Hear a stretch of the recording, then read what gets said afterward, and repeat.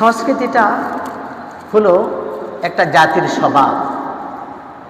সংস্কৃতিটা কি? একটা জাতির স্বভাব। আমরা অনেক সময় কোনো ব্যক্তি সম্পর্কে জানতে চাই যে ছেলেটা কেমন, মেয়েটা কেমন, লোকটা কেমন। এক্ষেত্রে এ কেমন বলতে কি আমরা বুঝেছি লোকটার চেহারা না লোকটার স্বভাব? কোনটা? সাধারণত আমরা লোকটার স্বভাব, চরিত্র, উনি কতটুকু ভালো মানুষ, এ বিষয়ে আমরা মূলত জিজ্ঞেস করি। চেহারার কাটিং বা চেহারার চিত্র আমরা আসলে কেউ এগুলো নিয়ে মাপি না। এজন্য বলা যায় একটা মানুষ তার কর্মের মাধ্যমে যা প্রকাশ করে সেটাই হলো তার স্বভাব। কি কথা ক্লিয়ার? একটা মানুষ তার আচরণ এবং কর্মের মাধ্যমে যা প্রকাশ করে সেটাই কি তার স্বভাব। আমরা অনেক সময় বলি যে না, লোকটা তোমাকে গালাগালি করছে, ঠিক আছে না, তবে লোকটা ভালো, বলি না? তো লোকটা যদি ভালো হয় তাহলে সে গালাগালি করে কিভাবে? কথা বোঝেন নাকি? এই জন্য গালাগালিকে আর ভালোকে একসাথে মিশ্রণ করার কোনো সুযোগ নাই। তাহলে স্বভাব কি? স্বভাব হলো ব্যক্তির ওই চিত্রটা যেটা তার কথা এবং কর্মের মধ্যে মাধ্যমে প্রকাশ পায়, এটা হলো ব্যক্তির স্বভাব। আর একটা জাতি গড়ে ওঠে তার শিক্ষা ব্যবস্থা, তার পোশাক এবং তার খাদ্যাভ্যাস। এই তিনটা জিনিসের সমন্বয়ে একটা জাতির সংস্কৃতি বা স্বভাব গড়ে ওঠে। এই সংস্কৃতিটা যদি কোনো আক্রমণের, আগ্রাসনের শিকার হয়, তখন এটাকে ইংরেজিতে বলা হয় কালচার ইনভেশন, সাংস্কৃতিক আগ্রাসন। সাংস্কৃতিক আগ্রাসন এ কথাটা বলতে বা মনে রাখতে ভুলবেন না। কোনো জাতির সংস্কৃতিকে যদি ধ্বংস করে দেয়া যায় তাহলে ওই জাতির আর কোনো পরিচয় থাকে না। ওই জাতির আর কোনো পরিচয় থাকে না। যদি কোনো জাতির সংস্কৃতিকে ধ্বংস করে দেয়া হয় বা ধ্বংস করে দেয়া যায় তাহলে ওই জাতির আর কি থাকে না, কোনো নিজস্ব পরিচয় থাকে না। বলে সেটা কিভাবে? আশা করি আজকের এই আলোচনা শুনলে আপনারা বিষয়টা বুঝতে পারবেন।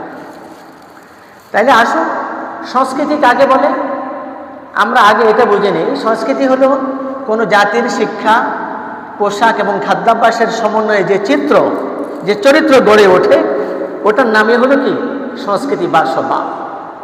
আর ব্যক্তির স্বভাব কি? ব্যক্তির স্বভাব হলো ওইটাই যেটা ব্যক্তি তার কথা এবং কর্মের মাধ্যমে প্রকাশ করে, এটা হলো তার কি স্বভাব। এখন ব্যক্তির স্বভাবের দুইটা সাইড আছে। কয়টা সাইড? দুইটা সাইড। একটা হলো গুড সাইড আর একটা হলো ব্যাড সাইড। হাদিসের পরিভাষায় এটাকে বলা হয় আখলাকে হাসানা, উত্তম স্বভাব। আর একটা হলো আখলাকে জামিমা, নিন্দনীয় স্বভাব। যেমন একজন লোক ঘুষ ছেড়ে দিয়েছে, এটা তার উত্তম স্বভাব, এটাকে বলা হয় আখলাকে হাসানা। আর একটা লোক ঘুষ খায়, এটা হলো তার নিন্দনীয় স্বভাব, এটাকে বলা হয় আখলাকে জামিমা। দুইটাই স্বভাব, দুইটাই কি স্বভাব। যে ঘুষ খায় এটা তার স্বভাব, যে ঘুষ খায় না এটাও তার স্বভাব। দুইটাই স্বভাব। একটার নাম আখলাকে জামিমা আর একটার নাম আখলাকে হাসানা। একটার নাম উত্তম স্বভাব আর একটার নাম নিন্দনীয় স্বভাব। কথা ক্লিয়ার? আচ্ছা, এই কথাগুলো যদি কারো চরিত্রের সাথে মিলে যায় আমরা কি তার বিরুদ্ধে বলি? না, আমরা তার বিরুদ্ধে বলি না, বরং একটা চিত্র বা চরিত্রকে উপস্থাপন করি যাতে ব্যক্তি বুঝতে পারে যে আসলে আমার কোনটা গ্রহণ করা উচিত, কোনটা গ্রহণ করা উচিত নয়। তাহলে আসুন, আমরা সংস্কৃতি কিভাবে গড়ে ওঠে সেটা বললাম। আর সংস্কৃতিটা কি? সংস্কৃতি হলো ওইটাই যেটা ব্যক্তি তার আচরণ এবং কর্মের মাধ্যমে কি করে প্রকাশ করে, এটাই হলো কি তার স্বভাব। ঠিক তদ্রূপ কোনো সমাজ, কোনো মহল্লা, কোনো রাষ্ট্রের যে চরিত্র সে ধারণ করে চলে, এটা ওই রাষ্ট্রের বা ওই সমাজের সংস্কৃতি। যদি কোনো রাষ্ট্রের বা কোনো সমাজের স্বাভাবিক সংস্কৃতিকে অ্যাভয়েড করে অন্য ধর্মের, অন্য সমাজের, অন্য রাষ্ট্রের সংস্কৃতিকে ইনক্লুড করা হয়, চাপিয়ে দেওয়া হয়, এটার নাম হলো সাংস্কৃতিক আগ্রাসন। কথা বুঝতে পেরেছেন? এটার নাম হলো কি সাংস্কৃতিক আগ্রাসন। এ কথাটা আরো একটু সহজে বলি। যেমন মনে করেন পুত্রবধূ তার শাশুড়ির অনুগত করে এখানে শ্বশুর বাড়িতে কি করবে, অবস্থান করবে। এটা হলো কি স্বাভাবিক একটা সংস্কৃতি, যে যখন একটা ছেলেকে বিয়ে করিয়ে আনে নতুন বউ, তখন সে নতুন বাড়িতে কিভাবে চলবে, তখন তার শাশুড়িরা কি করে তাকে নির্দেশনা দেয়, পরামর্শ দেয় যে নতুন বউ তুমি এভাবে এভাবে এভাবে চলবা। তখন ওই ফ্যামিলির বা ওই বাড়ির নিয়ম কানুন মেনে যদি ওই বউ চলতে পারে, এটার নাম হলো কি ওই বাড়ির সংস্কৃতিকে কি করলো, সে ফলো করলো, অনুসরণ করলো। কিন্তু দেখা যায় এই বাড়ির বউকে ভিন্ন আরেক বাড়ির আরেকজন মুরব্বী বললো যে না, তোমার শাশুড়ির কথা এমনি শুনবা না, এভাবে বললে তুমি এভাবে করবা, উল্টাটা করবা, এভাবে না করে ওইভাবে করিও। তুমি কি তাদের গোলাম নাকি? তাকে বিভিন্ন রকমের ট্যাবলেট দিয়ে কি করলো, উস্কাইয়া দিল। তাইলে এটা হলো কি এই ফ্যামিলিতে তার যে স্বাভাবিক আচরণ, স্বাভাবিক যে সংস্কৃতি ছিল, এটার পরিবর্তে আরেক বাড়ির আরেকটা মানুষের, আরেক বাড়ির আরেকটা সমাজের, আরেক বাড়ির আরেকটা অবস্থার একটা সংস্কৃতির একটা এখানে কি করে, আগ্রাসন ঘটায়। তখন এখানে বৈপরীত্য তৈরি হয়, শাশুড়ি চলে একদিকে আর পুত্রবধূ চলে আরেক দিকে। তখন এখানে কি হয়, সংঘর্ষ তৈরি হয়। হয়তো পুত্রবধূকে এই সংসার ত্যাগ করে ছেড়ে চলে যেতে হয়, অথবা শাশুড়িকে সংসার থেকে বের করে দেওয়া হয়। কথা কি ক্লিয়ার? ঠিক তদ্রূপ সাংস্কৃতিক আগ্রাসন বলতে বলা হয় এমন একটা প্রক্রিয়াকে যার মাধ্যমে কোনো জাতি, কোনো সমাজের নিজস্ব ধর্মীয়, নৈতিক, চারিত্রিক, সাংস্কৃতিক মূল্যবোধকে দুর্বল করে অন্য আরেকটা রাষ্ট্রের, অন্য আরেকটা সমাজের, অন্য আরেক ব্যক্তির, অন্য আরেক এলাকার কোন চিত্র চরিত্রকে যদি এখানে কি করে হয়, চাপিয়ে দেওয়া হয় এবং এই সমাজের ধর্মীয়, সামাজিক সংস্কৃতিকে কি করে, দুর্বল করে দেওয়া হয়, এটার নাম হলো সাংস্কৃতিক আগ্রাসন। আমরা কি আগ্রাসনের মুখোমুখি হতে চাই? আমরা কি আগ্রাসনের মুখোমুখি হতে চাই? মোটেও না। প্রিয় ভাইরা, তাহলে আসেন বর্তমান বিশ্বায়নের যুগে গণমাধ্যম, শিক্ষা ব্যবস্থা, বিনোদন, সামাজিক যোগাযোগ মাধ্যম এবং পোশাক পরিচ্ছদ এবং খাদ্যাভ্যাসের মাধ্যমে বিভিন্ন ধরনের প্রভাব খুব দ্রুত মুসলমানদের সমাজে বিস্তার ঘটাচ্ছে।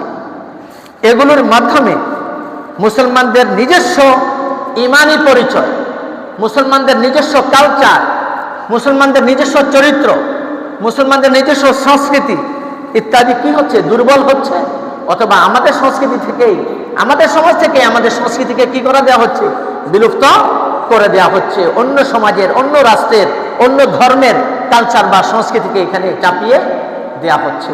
এটাই মূলত সাংস্কৃতিক আগ্রাসন।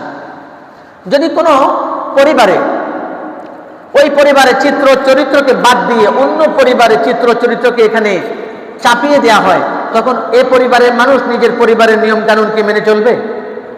কথা বলেন। মনে করেন আপনাদের ফ্যামিলিতে 10 জন সদস্য, নারী পুরুষ মিলিয়ে কোনো ফ্যামিলির 10 জন সদস্য, 5 জন সদস্য, তাদের অভ্যাস হলো ফজরের যখন আজান হয় তখন তারা ঘুম থেকে উঠে যায়, শয্যা ত্যাগ করেন, তারা ওয়াশরুমে যায়, ফুতো পবিত্র হয়, ওযু করেন, পুরুষেরা মসজিদে যায়, স্ত্রীরা যায় নামাজ পাতিয়ে নামাজে দাঁড়িয়ে যায় ঘরের কোনায়। এটা হলো কি, এটা হলো ওই পরিবারের একটা সংস্কৃতি, অভ্যাস। এটাকে আমরা ভিন্নভাবেও বলতে পারি, এটা হলো মুসলিম সংস্কৃতি। এখন এই পরিবারের একজন সদস্য অন্য পরিবারের, অন্য সমাজের আরেকজন লোকের সাথে চলাফেরা করে, তখন সে জিজ্ঞেস করলো, কিরে তুমি যে আজকে সকালে আমাকে 6টা বাজে ফোন দিয়েছো, আমি তো তখন ঘুমাই, তুমি আমাকে কেন ফোন দিয়েছো? তখন সে বললো, তুমি ঘুমাও কেন? আমরা তো ভোর 4টা বাজে ঘুম থেকে উঠি, তুমি 6টা বাজে তুমি ঘুমেছিলা, আমি কি সেটা জানি? কয় না, আমাকে 6টা বাজে ফোন দিবি না, আমাকে 8টার পরে ফোন দিবা। বলে কিনা? পরে জিজ্ঞেস করে, এত ভোরবেলা উঠিস কেন? মা বাবা ডেকে দিয়েছে, কোরআন তেলাওয়াত করতে হয়, মসজিদে যেতে হয়, এই জন্য। আর এগুলো কি আমাদের ফ্যামিলিতে এগুলো কোনো চর্চাই নেই, কোনো চর্চায় নাই। তখন সে মনে করে কি আমার বন্ধু ঘুম থেকে ওঠে 8টায় আর আমাকে উঠতে হয় 4টায়, আরো 4 ঘন্টা আগে, না আমি আর উঠবো না। প্রভাব ফেললো কিনা? কথা বলেন, প্রভাব ফেললো কিনা? এটার নাম সাংস্কৃতিক আগ্রাসন। কেননা early to bed and early to rise makes a man healthy, wealthy and wise. হসপিটালে লেখা আছে। আমার এক দোস্ত সম্ভবত চেন্নাইতে নাকি মাদ্রাজে গেছিল চিকিৎসার জন্য, তখন সে বলল যে একটা হসপিটালে লেখা এভাবে যে early to bed and early to rise makes a man healthy, wealthy and wise. Prophet Muhammad সাল্লাল্লাহু আলাইহি সাল্লাম এভাবে লেখা। তখন সে অবাক হলো যে ধর্মনিরপেক্ষতার রাষ্ট্র ভারত, আর এখানকার এই জনপদে হসপিটালে নবী মুহাম্মদ সাল্লাল্লাহু আলাইহি সাল্লামের বাণী লিখে রাখছে ইংরেজিতে। ঘটনাটা তো বুঝলাম না। দেখেন হসপিটালের ওয়ালে বা সাইনবোর্ডে এরকম একটা বাক্য যে যারা কি করবে,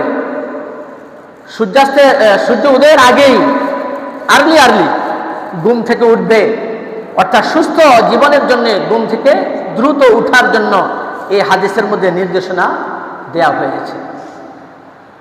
সুস্থ জীবন চায়, আবার ঘুম থেকে উঠবে 8টায়, এটা কি সম্ভব? কথা বুঝতে পেরেছেন? সুস্থ জীবন চায়, আবার ঘুম থেকে উঠবে কয়টায়? সকাল 8টায়। সূর্যের তাপ পিঠের মধ্যে মাথার মধ্যে লাগলে এরপরে উঠবে, তাই তা কি আশা করা সম্ভব? সম্ভব নয়। তখন সে অবাক হলো যে নবী মুহাম্মদ সাল্লাল্লাহু আলাইহি ওয়াসাল্লামের প্রতি যারা ঈমান আনেনি, তার বাণী একটা হসপিটালের ওয়ালের মধ্যে এভাবে সাঁটিয়ে রাখতে পারে, এটা তো অবাক করার একটা বিষয়। প্রিয় ভাইয়েরা, মূলত মুসলিম সংস্কৃতিটা সুস্থ জীবনধারার একটা সংস্কৃতি। মুসলিম সংস্কৃতিটা কি? একটা সুস্থ জীবনধারার সংস্কৃতি। সুতরাং একজন মুসলিম যদি তার নিজস্ব সংস্কৃতি বাদ দিয়ে ভিন্ন ধর্মের সংস্কৃতিতে নিমজ্জিত হয়ে যায়, তখন ব্যক্তি যেমন তার ঈমান হারাবে, তার সংস্কৃতি হারাবে, সে সুস্থ জীবনও হারাবে। সুস্থ জীবনও হারাবে। এই জন্য আমাদের মনে রাখা দরকার যে মুসলিম হিসাবে আমাদের করণীয় কি? আমরা যেখানে যাই, যে জনপদেই যাই, সেখানে আমাদের ঈমানের পরিচয়, আমাদের আদর্শ, আমাদের সংস্কৃতি, এটাকে ধারণ করে আমাকে চলতে হবে। এটাকে ধারণ করে আমাকে চলতে হবে এবং আমাকে অন্ধ অনুসরণ করা যাবে না, বরং আমার বিবেক এবং বুদ্ধিকে কি করতে হবে? জাগ্রত রাখতে হবে। যদি আমরা এটা করতে না পারি, তাহলে অবশ্যই আমরা আগ্রাসনের শিকার হব, আক্রমণের শিকার হব। এই আক্রমণ হবে অন্য ধর্মের আক্রমণ, এই আগ্রাসন হবে অন্য ধর্মের আগ্রাসন, এই আগ্রাসন হবে সাংস্কৃতিক আগ্রাসন। সাংস্কৃতিক আগ্রাসনের মধ্য দিয়ে যদি কোনো জাতির সংস্কৃতিকে বিকিয়ে দেওয়া যায়, তখন ওই জাতির আর নিজস্ব কোনো পরিচয় থাকে না, ওই জাতির আর কোনো আত্মপরিচয় থাকে না। যেমনটা বলে ফেলবো, আমি আরো একটু পরে বলতে চাই, তাহলে আরো একটু সহজে বুঝবেন। আসুন, শিক্ষা ক্ষেত্রে আমাদের সাংস্কৃতিক আগ্রাসনটা কি? শিক্ষা একটি জাতির চিন্তা, চেতনা, মূল্যবোধকে গঠন করার একমাত্র মাধ্যম হলো শিক্ষা। শিক্ষা জাতির চিন্তা, চেতনা এবং মূল্যবোধকে গঠন করার একমাত্র মাধ্যম কি? কথা বলেন, একমাত্র মাধ্যম কি? শিক্ষা। কোন জাতির চিন্তা, চেতনাকে, মূল্যবোধকে যদি আপনি গঠন করতে চান, যে এই জাতি ভবিষ্যতে কিভাবে চলবে, এই জাতি কি বদ চরিত্র নিয়ে চলবে না ভালো চরিত্র নিয়ে চলবে, এই জাতিকে উন্নত মানব সম্পদ হিসেবে গড়ে উঠবে নাকি অনুন্নত মানব সম্পদ হিসেবে গড়ে উঠবে, এটা নির্ণয় করবে কে? শিক্ষা। সুতরাং এই শিক্ষার মধ্যে যদি ধর্মীয় শিক্ষা ব্যবস্থায় যদি ধর্মীয় এবং নৈতিক মূল্যবোধের যদি সম্পৃক্ততা না থাকে, সংযুক্ত না থাকে, এবং এটা প্র্যাকটিস যদি না থাকে, বরং ভোগবাদ, বস্তুবাদ, ধর্ম নিরপেক্ষতার চিন্তাকে যদি এখানে ইনক্লুড করে দেওয়া হয়, তখন এই শিক্ষার মধ্য দিয়ে কোনো নিজস্ব চরিত্রের, নিজস্ব সংস্কৃতির কোনো মানব সম্পদ তৈরি হবে না। তখন এমন একটা মানব সম্পদ তৈরি হবে, সে মানুষ হিসাবে শিক্ষিত হবে, তবে সে চিন্তা করতে পারবে না যে সে টুপি ধারণ করবে না টুপি ছাড়া চলবে, সে দাড়ি ধারণ করবে না দাড়ি ছাড়া চলবে, সে মসজিদে আসবে না মসজিদে আসা ছাড়া চলবে। কথা বুঝতে পেরেছেন? সে সত্য বলবে নাকি সত্য ছাড়বে। তখন সে কি করবে? দ্বিধাদ্বন্দ্বে পড়ে যাবে। যদি শিক্ষা ব্যবস্থায় কি না থাকে, ধর্মীয় চিত্র, নৈতিক মূল্যবোধ, ধর্মীয় অনুশাসনের সম্পৃক্ততা যদি শিক্ষা ব্যবস্থার মধ্যে না থাকে, বরং উন্মুক্ত চিন্তা, ফ্রি মাইন্ড, এই ফ্রি মাইন্ড এ কথাটা আবিষ্কারও কিন্তু অন্যরা। তবে ফ্রি মাইন্ডের একটা ব্যাখ্যা আমাদের কাছে আছে, যে আপনি যা ব্যক্ত করতে চান খোলা মনে তুলে ধরেন। এটার অর্থ কি? যত অশ্লীল কথা আছে সবগুলো বলবেন? কথা বোঝেন? তাহলে বলেন, মানে ফ্রি মাইন্ডের অর্থ কি? উন্মুক্ত মন। উন্মুক্ত মনের অর্থ কি? যে আপনি উন্মুক্ত মনে চলবেন। এটার মানে হলো যে আপনার মনের মধ্যে কোনো রকমের কপটতা রাখবেন না। কাউকে পরামর্শ দিতে চান, আপনি খোলা মনে সবকিছু সুন্দরভাবে তুলে ধরবেন। কারো একটা দৃষ্টি আকর্ষণ করতে চান, কারো ত্রুটি বিচ্ছুতি সম্পর্কে, আপনি খোলা মনে তুলে ধরবেন যে ভাই, আমার দৃষ্টিতে আপনার মধ্যে যে চরিত্র আছে বা আপনার এই কাজটা ভালো নয়, এটা অপছন্দনীয় কাজ, আপনি এটা ছাড়েন। এটাও কিন্তু ফ্রি মাইন্ডে বলা। ফ্রি মাইন্ডের অর্থ এই নয় যে মন আমার, মাইন্ড আমার, দেহ আমার, আমার যা ইচ্ছা আমি তা বলবো, যা ইচ্ছা আমি তা করবো, কোনো রকমের লাগাম থাকবে না। এটার নাম কিন্তু ফ্রি মাইন্ড না। ফ্রি মাইন্ড থেকে এখন ফ্রি সেক্সের আবিষ্কার করেছে। কথা বুঝতে পেরেছেন? আজকে আমাদের পাঠ্যপুস্তকে এনটিসি জাতীয় পাঠ্যপুস্তক বোর্ড কর্তৃক প্রকাশিত যে 9-10 যে ইংরেজি বই দেওয়া আছে, এখানে কোনো না কোনোভাবে যদি বিচক্ষণতার সাথে আপনারা এটাকে খুলে দেখেন, এখানে কোনো না কোনোভাবে অশ্লীলতার ইনক্লুড আছে, অন্তর্ভুক্তি আছে। আমি চ্যালেঞ্জ করলাম, যদি কেউ বলে যে এখানে অশ্লীলতার চিত্র নাই, আমি তার সাথে চ্যালেঞ্জ করলাম। কথা বুঝতে পেরেছেন? তো সুতরাং শিক্ষা ব্যবস্থায় যদি গসামাজা দিয়ে চলার ব্যবস্থা করা হয়, শিক্ষা ব্যবস্থায় যদি ছাত্র আর ছাত্রীরা একই দরজা দিয়ে আন্দোলনের পরিবেশ করে দেওয়া হয়, এখানে স্বাধীনতা তৈরি হবে না। মনে করেন একটা স্কুল, এখানে ছাত্রও পড়ে ছাত্রীও পড়ে, দরজা আছে একাধিক, একই দরজা দিয়ে কখনো ছাত্রী বের হচ্ছে, ছাত্র বের হচ্ছে, কখনো ছাত্রী ঢুকছে, ছাত্র বের হচ্ছে, কখনো ছাত্রীরা বের হচ্ছে, ছাত্ররা ঢুকছে। এমন অবস্থা হয় কিনা বলেন তো দেখি? কি হয় না? তো এর কথা বললেন না কেন? এমন অবস্থা হয় না? এরপরে ইচ্ছাকৃতভাবে হোক আর অনিচ্ছাকৃতভাবে হোক, একজনের সাথে আরেকজনের হাত লেগে যেতে পারে, পা লেগে যেতে পারে, ধাক্কা লেগে যেতে পারে, পারে কিনা? এমন অবস্থায় হয় কিনা? হয়। এরপরে বলে কি? সরি। অর্থাৎ দুই পক্ষের মধ্যে এক পক্ষ নারী, আরেক পক্ষ পুরুষ, আরেক পক্ষ পুরুষ। এই যে তার মধ্যে এতটুকু নৈতিকতা জাগ্রত হলো না, যেহেতু একই দরজা দিয়ে নারীও যাবে, পুরুষও যাবে, নারীও আসবে, পুরুষও আসবে, তাহলে অন্তত এতটুকু ভদ্রতা রক্ষা করা আমার দরকার যে আমি অপেক্ষা করি, নারীরা বেরিয়ে গেলে আমি পরে বের হব, অথবা নারীরা ঢুকে পড়লে আমি পরে ঢুকবো, অথবা কোনো নারীর মধ্যে যদি এতটুকু নৈতিকতা জাগ্রত না হয়, ছেলেরা আগে ঢুকে পড়ুক, আমরা পরে ঢুকবো, অথবা মেয়েরা আগে ঢুকে পড়ুক, আমরা পরে ঢুকবো, এটুকু যদি জাগ্রত না হয়, তাহলে তাকে আপনি নৈতিকতা কি শিখালেন? এটা যদি অফিস হয়, তাহলে অফিসের মধ্যেই অপসংস্কৃতির আর সাংস্কৃতিক আগ্রাসনের প্র্যাকটিস করা হয়। কি বলেন, হয় না? যেটা যদি বিদ্যালয় হয়, তাহলে সেখানেই ফ্রি মাইন্ডের নামে সেখানে ফ্রি সেক্সের অনুশীলন করা হয়। এটা যদি শিক্ষা প্রতিষ্ঠান হয়, তাহলে সেখানে ফ্রি মাইন্ডের স্লোগান দিয়ে সেখানেই ফ্রি সেক্সের অনুশীলন করা হয়। কি অস্বীকার করতে পারবেন?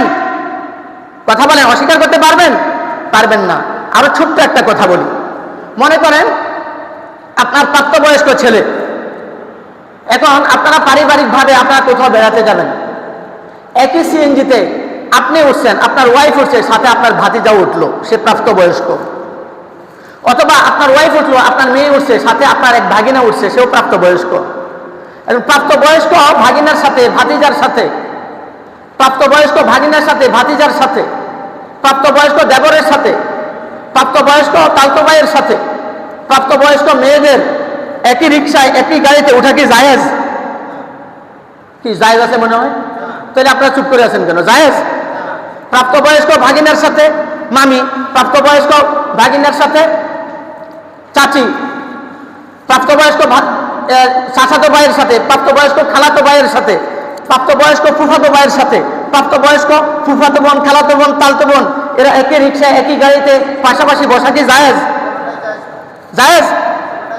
জায়েজ না, কোনোটাই জায়েজ নয়। তাহলে পারিবারিকভাবে এই যে প্রাপ্তবয়স্ক নারী আর পুরুষের মধ্যে পর্দা যে বিধানের কালচার লালন করার কথা, কিন্তু পারিবারিকভাবে কয় না সমস্যা নেই, তুমি তোমার ভাইয়ের সাথে ওঠো, চাচাতো ভাইয়ের সাথে চাচাতো বোনকে তুলে দিলেন, খালাতো ভাইয়ের সাথে খালাতো বোনকে তুলে দিলেন, এটা হয় কিনা?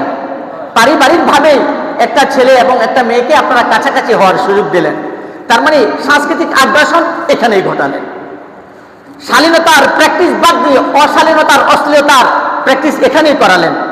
হঠাৎ লেগে গেছে, এরপরে অনিচ্ছাকৃতভাবে একবার ধাক্কা লাগছে, এরপরে আবার ইচ্ছাকৃতভাবে আবার মুছে দেয় সরি, দ্বিতীয়বার হাত দিয়ে করে সরি, এটা হলো কি ইচ্ছাকৃতভাবে। এভাবেই শালীনতার বিপরীতে অশালীনতার এবং অশ্লীলতার প্র্যাকটিস করা হয়। একটা ছেলে একটা মেয়ে অশ্লীলতার এবং অশালীনতার চিত্রে পা রাখে পারিবারিকভাবে সর্বপ্রথম। তার কারণ পারিবারিকভাবে খালাতো বোনের সাথে চাচাতো বোনের ফুফাতো বোনের সাথে মামাতো ভাইয়ের ফুফাতো ভাইয়ের এভাবে চলতে দেওয়া হয়। এরপরে তারা এখান থেকে ক্যাম্পাসে যায়, ক্যাম্পাস থেকে আরো অন্যান্য জায়গাতেও যায়, সেগুলোর নাম আমি আর নাই বললাম। কথা বুঝতে পেরেছেন? এগুলোর মধ্য দিয়েই আমাদের সংস্কৃতি বিরক্ত হচ্ছে, মুসলিম সংস্কৃতি উধাও হয়ে যাচ্ছে। অভদ্রতা, অশালীনতা, অশ্লীলতার প্র্যাকটিস করা হয়। এটা শিক্ষা প্রতিষ্ঠানে যেমন আছে, অফিস আদালতেও আছে, ঘরে বাড়িতেও আছে, আছে না নেই? আছে। সুতরাং নারীর কর্মক্ষেত্র থাকবে, সেটা আলাদা থাকবে, পুরুষের সাথে বসামাজা দিয়ে না, একই টেবিলে না, আলাদা টেবিলে আলাদা কক্ষে। নারীরা কর্মক্ষেত্রে, এটা শিক্ষা প্রতিষ্ঠানে হতে পারে, অফিস আদালতে হতে পারে, নারী কর্ম করবে, এটা তার জীবিকা, এটা তার অধিকার, ধর্মীয় অধিকার, রাষ্ট্রীয় অধিকার, সে করবে। কিন্তু নারীর, যেহেতু নারী একজন মানুষ হিসেবে তার শারীরিক অবয়ব ভিন্নতার, এজন্য কর্মস্থলে তার শিক্ষকতার যোগ্যতার আলোকে তাকে কর্ম দিতে হবে, তার কর্মক্ষেত্র সেখানে আলাদা করে দিতে হবে, নিরাপত্তার সাথে দিতে হবে এবং মর্যাদার সাথে দিতে হবে। ফ্রি মাইন্ডের নামে এভাবে ব্যাপকভাবে বেপরোয়াভাবে একই দরজায় পাশাপাশি টেবিলে পাশাপাশি বেঞ্চে এভাবে গসামাজা দিয়ে চলার নাম ভদ্রতা নয়, সংস্কৃতি নয়, বরং এটা সাংস্কৃতিক আগ্রাসন। এ বিষয়ে বিস্তারিত আলোচনা আগামী জুমায় হবে ইনশাআল্লাহ। আসসালামু আলাইকুম ওয়া রাহমাতুল্লাহ।